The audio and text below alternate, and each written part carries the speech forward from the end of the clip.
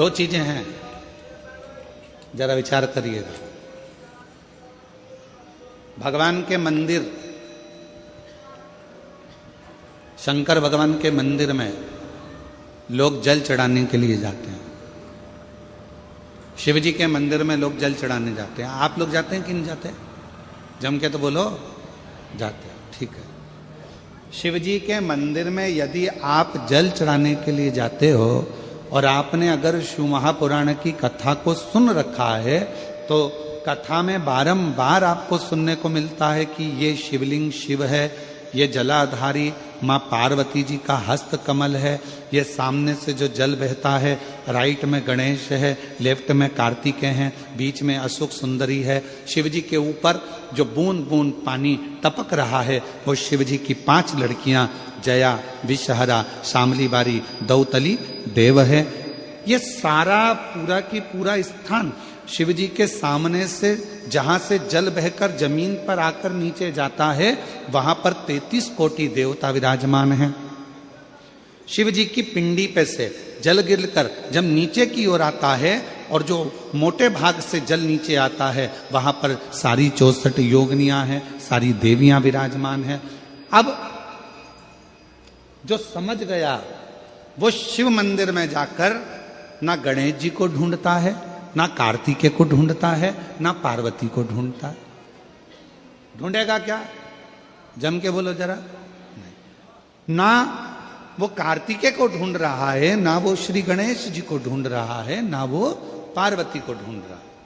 अब जिसके दिल में ही शिव नहीं बसा है, जो भगवान शंकर को जान ही नहीं पाया, वो मंदिर में जाकर क्या करता है? एक लोटा पानी लेगा, शंकर जी पे भी चढ़ा देगा, उसी पानी में से गणेश जी को भी चढ़ा देगा, उसी पानी में से पार्वती जी को भी चढ़ा देगा, उसी पानी में से कार्तिकेय जी को भी चढ़ा देगा। अरे भैया, अगर शिव महापुराण की कथा सुनी है तो शंकर की कथा में आता है जहां शिवलिंग है, जहां शंकर विराजमान है, वहां जल पूर्ण समर्पित कर दो, सारे देवताओं में अपने आप पहुंच जाता है। उसको देना नहीं पड़ता, उसको पहुंचाना नहीं पड़ता। और ये गलती बहुत सारे लोग करते हैं। आप लोगों से निवेदन है, शिव जी के मंदिर में अगर जल चढ़ाने जाना है आपको तो पार्वती मैया को अलग से जल नहीं चढ़ाना, कार्तिकेय जी को अलग से जल नहीं चढ़ाना, गणेश जी को अलग से जल नहीं चढ़ाना। किसी भी मूर्ति पर शिव को जल चढ़ाने जाओ तो अलग से किसी मूर्ति पर जल मत चढ़ाओ, ना पार्वती जी को, ना गणेश जी को, ना कार्तिकेय जी को। अगर जल चढ़ाना है तो केवल देव अधिदेव महादेव पर चढ़ाओ, वो जल सारे देवताओं तक अपने आप पहुंच जाएगा, उसको पहुंचाने की जरूरत नहीं है। चलो और सरल भाषा में समझ लो। तुम्हारे घर में तुलसी का पौधा है? हाथ उठाओ जरा, किस किस के यहाँ? सब लोग रख लो। अब ठीक है, रखो। तुलसी के पौधे में पानी कौन कौन देता है? सब देते हो? ठीक है। पत्ते पे देते हो क्या? नहीं। डाली पर देते हो क्या? नहीं। मंजरी पर देते हो क्या? तुलसी में पानी कहां दिया जाता है? तुलसी की जड़ में।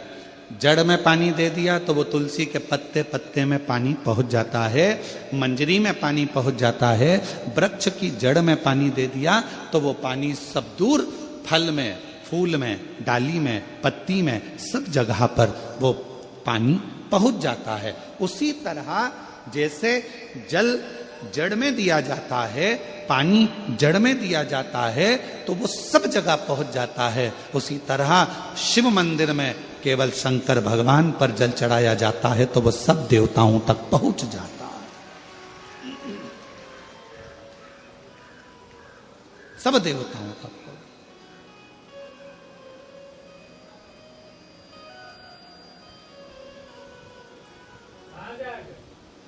और शंभु शरणे पड़ी मांगू घड़ी रे घड़ी, दुख काटो दया करी ने दर्शन आपो शंभु शरण पड़ी मांगो घड़ी रे घड़ी दुख काटो दया करी दर्शन आपो शंभु शरण पड़ी मांगो घड़ी रे घड़ी दुख काटो दया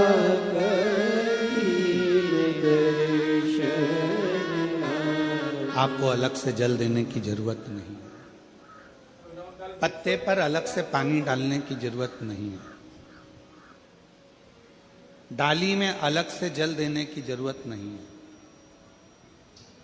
केवल जड़ में पानी दीजिए, फूल में, पत्ती में, फल में, सब जगह पर वो पानी पहुंच जाता है। उसी तरह अगर जल देना है तो शंकर जी के मंदिर में कभी भी जाओ, ना पार्वती जी को पानी चढ़ाना, ना गणेश जी को पानी चढ़ाना, ना कार्तिकेय जी को पानी चढ़ाना। अगर लोटा भर के जल चढ़ाना है तो किस पे? महादेव पर चढ़ाना, शिव।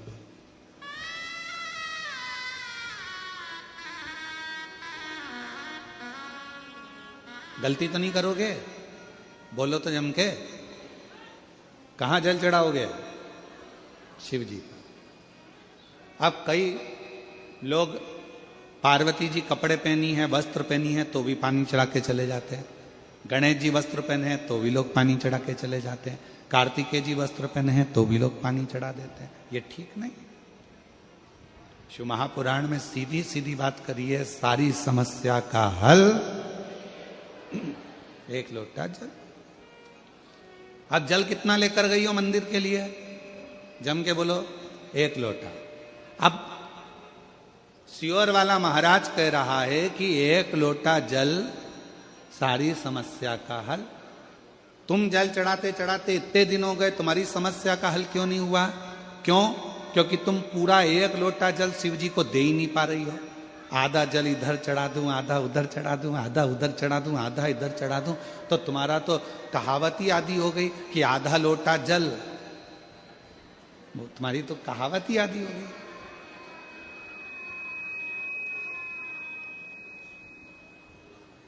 पूरा एक लोटा चढ़ा? अरे बोलो तो जम के। नहीं चढ़ा, नहीं चढ़ा। इधर पार्वती जी को चढ़ा दिया, गणेश जी को चढ़ा दिया, कार्तिकेय को चढ़ा दिया, और फिर शिव जी को जल चढ़ा रही है। या शंकर जी को चढ़ाने के बाद थोड़ा सा बचा कर इधर भी चढ़ा दूं, उधर भी चढ़ा दूं, उधर भी चढ़ा दूं, मन में रख लिया बचा कर। पशुपति व्रत की महत्वता में स्वयं शिव महापुराण में पाशुपत्य अस्त्र, पाशुपत्य व्रत और पाशुपत योग, तीन चीजों में पशुपति व्रत की महत्वता में यहां तक कहा है कि तुम पशुपति व्रत के लिए अगर कोई मीठा बना रही हो, प्रसाद बना रही हो, तो वो प्रसाद जितना बनाया है वो पूरा की पूरा लेकर मंदिर जाना पड़ता है। बोलो सही है कि गलत है? कढ़ैया में, भगोनी में जितना प्रसाद, हलवा बनाया, खीर बनाई, जितनी बनाई है सब लेकर जाओ, छोड़कर नहीं जा सकते। अगर आधा प्रसाद कढ़ैया में छोड़ दिया और आधा लेकर गए हो तो प्रसाद के दो हिस्से हो गए। भगवान पशुपति व्रत को स्वीकार नहीं करेगा, वो स्वीकार नहीं। बनाओ उतना जितना मंदिर में लेकर जाना है, बनाओ उतना जितना परमात्मा के दरवाजे पर लेकर जाना है। अब हमने क्या करा, बना थोड़ा ज्यादा लिया, आधा रख दिया घर वालों के लिए, बच्चे खा लेंगे इसमें से, पति को दे दूंगी इसमें से, और आधा प्रसाद ले गई मंदिर, मंदिर में ले जाके 3 हिस्से कर दिए। अब विचार करना, मंदिर में ले जाने से पहले प्रसाद के 2 हिस्से हो गए, आधा तो तूने घर में छोड़ दिया, आधा मंदिर में लेकर चली गई, फिर वहां पर जाकर 3 हिस्से हो गए, तो कुल मिला के हो गए 5 हिस्से। तो मतलब ही क्या हुआ फिर उस प्रसाद? और फिर क्या कर रही है, मैंने 4 बार पशुपति व्रत करा गुरुजी, पर ना जाने क्या ऐसा योग बना कि भगवान मेरी सुनता ही नहीं है, भगवान मेरी सुनता ही नहीं। कैसे नहीं सुने?